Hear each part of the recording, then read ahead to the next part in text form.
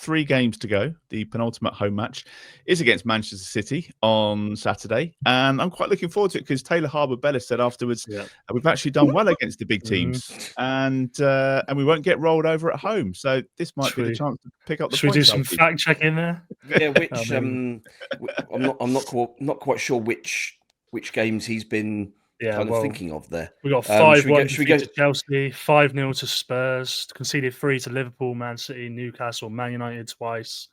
I don't know what game. So I think of the 10 that we've played against the kind of traditional big 6. I mean, obviously Man United and Spurs are somehow still not even at the 40-point mark this season, but they're still kind of grouped in there, aren't they? We played 10 games against the traditional-ish big 6. 0 wins, 0 draws, 10 defeats, 7 goals scored and 33 conceded.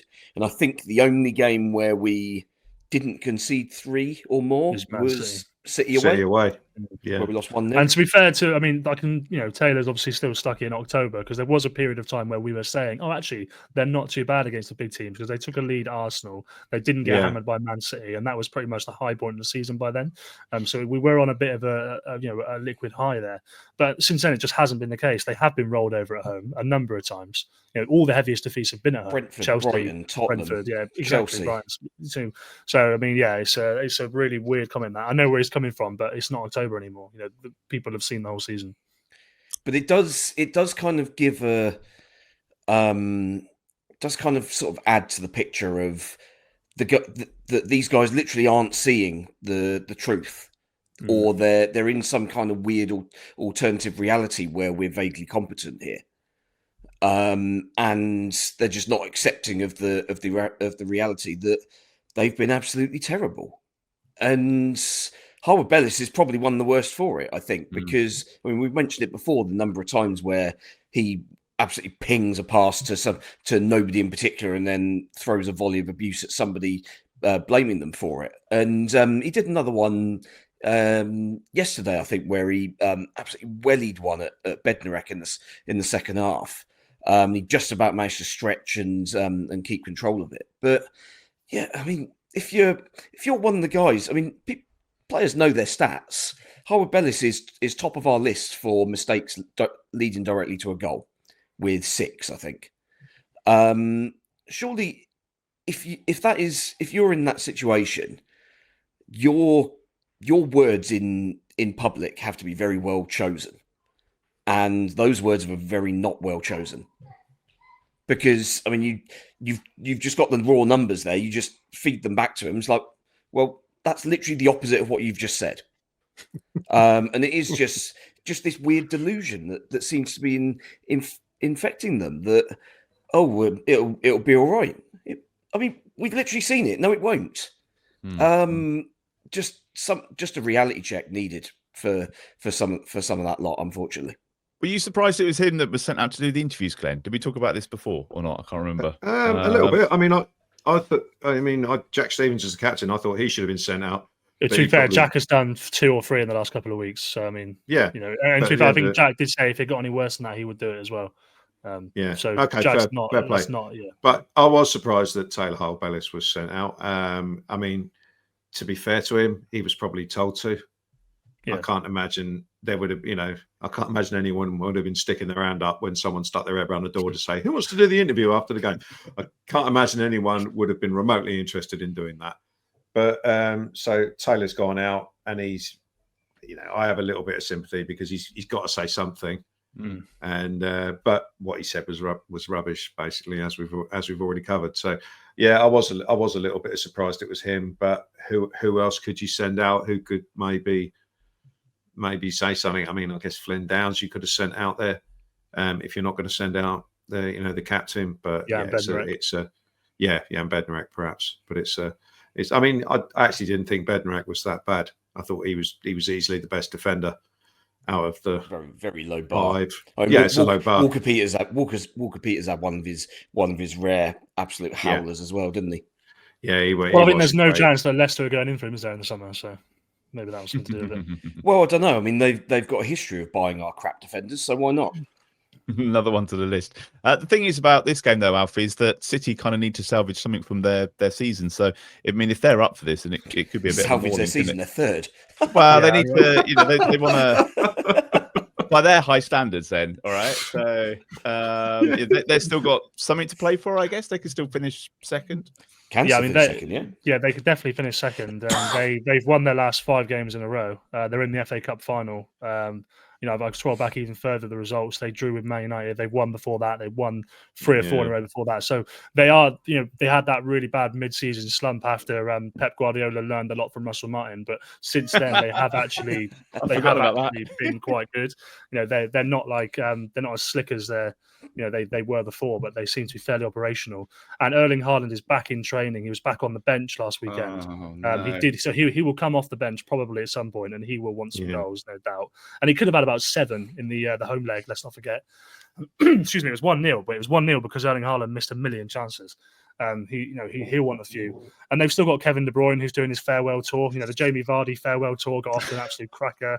The Kevin De Bruyne one will probably go equally smoothly on Saturday. So I don't think it's a case of they're trying to salvage their season. They could have finished second or third. They're probably going to win the FA Cup. This will be a nice little easy pit stop for them on the way. It's difficult to get up for this one, isn't it, though, Steve? It's really hard. Like, I don't know how we're going to motivate anybody in terms of like fans trudging their way to the ground on Saturday. It's it's tough. Ultimately, it's a game that in previous years people would have gone just to kind of like it's that old cliche. You pay money to watch that old Manchester City team. Yeah. The one from sort of 3, 4, 5 years ago. This current lot is a very different kettle of fish, I think, where basically they've taken their eye off the ball on the recruitment front, and suddenly the team's got very old very quickly, and it's not quite as functional as it used to be. It's not, the patterns don't quite work, and teams have come up with ways to defend against teams that play out from the back, as we obviously found out very much to our cost in the first half of the season.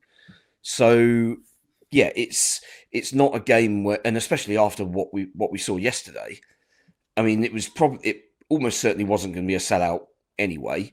And after yesterday, there's probably a whole load more season ticket holders who are just thinking, why should I bother? Yeah. What is the point in this? There'll be a load that turn up for Arsenal because it's last game of the season. Yeah. You get your opportunity to, the lap of disgrace. I'm amazed to see what that looks like this year, by the way. I remember it a couple of years ago. And I remember it last year, actually. Obviously, because was the last game at home Stoke? Yeah, well, we lost and it was miserable. And Stoke could have won that game 5-0. Yeah, is it pouring with rain as well? Yeah, it was pouring with rain, and we just lost to Stoke. And obviously, the playoffs were to come up, so it wasn't really the end. And I remember that lap of honour last season. It really was. They can't be tone deaf enough to do a lap of anything at the end of that Arsenal game. They just can't do it. Thanks very much. See you next year. Goodbye. Go on. And I think actually on the Leicester, like I know we boxed off Leicester game now, but it did feel like the first time this season where the fans, and I know they've obviously they've turned a little bit, but there was no sort of real clapping the players off or anything like that. From what I could see, obviously Matty Fernandez got a little bit. Any of the players came anywhere near us. Yeah, well, exactly. And you can see some videos from the away end, and you can actually see where they're clapping Matty and singing Matty, and he comes over, and then sort of the other players get a little bit closer. Everyone starts booing, and actually the second the boos start, about 3 of them just turn around and go the other way. Yeah, which is cowardly, but I suppose not surprising. Yeah, Ramsdale was the only one that made it all the way over. Gave his gloves and shirt to somebody down the front, and he got a clap off.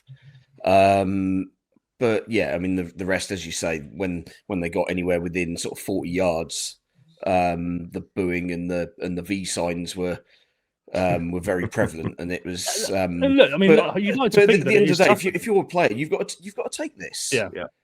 When you've been churning out performance, well, not necessarily whole game performances like yesterday that have been garbage, but enough in-game performances that have lost us.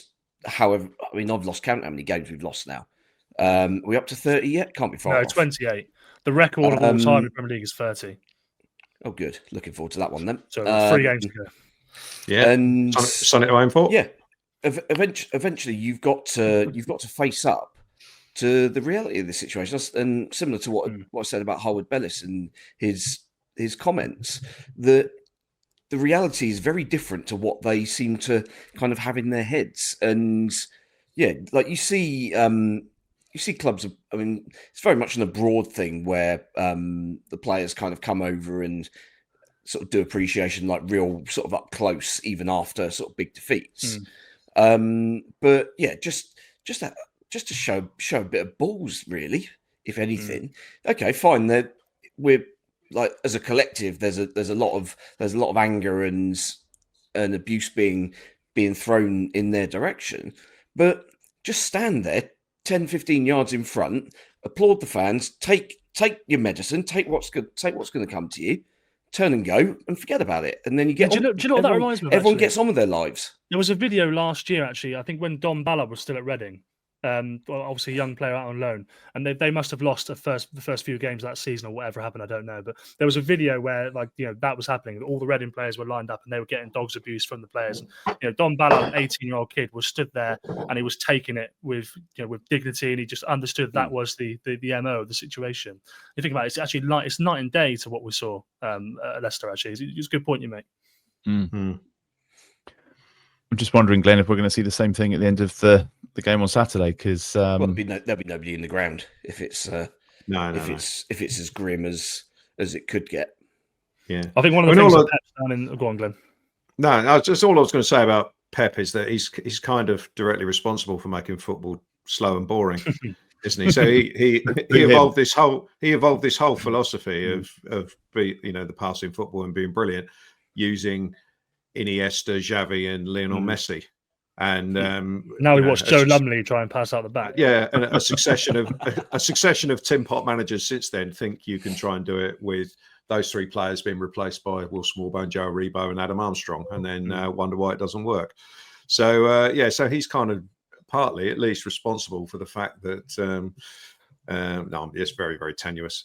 We're our own problem, but we've tried to mimic him. And the thing you always have to caveat Pep with is the fact that he's always at the best teams with the most money, with the best players. And but Pep himself has, like, obviously he did that at Man City for a few years, but then once everyone else started doing it as well, then he played 4 centre backs every week and a 6'5" striker, and just started beating everybody in their own game. He's an innovator. But if you want to change from what you were doing, if you sign Erling Haaland, it makes it a lot easier, doesn't it? You've signed the best 6'5" centre forward in the world, so of course you can change the way you play. So yeah, just an indicator of how direct Man City have now gone. Edison has 4 assists this season. Exactly. Yeah, just go long, and they'll have a field day this weekend, won't they? Really, I'm interested to watch. Obviously, from a morbidly curious point of view, I am interested to see what Kevin De Bruyne can do. It will be the last time we watch him in person, probably in the Premier League, and he is one of the best of all time. So that's £1 of the entrance fee justified, at least. And what Pep has also done in the last couple of weeks is bring in some young players. And Nico O'Reilly got hauled off the other day. I can't remember who they played. Steve will know. Who did they play last weekend?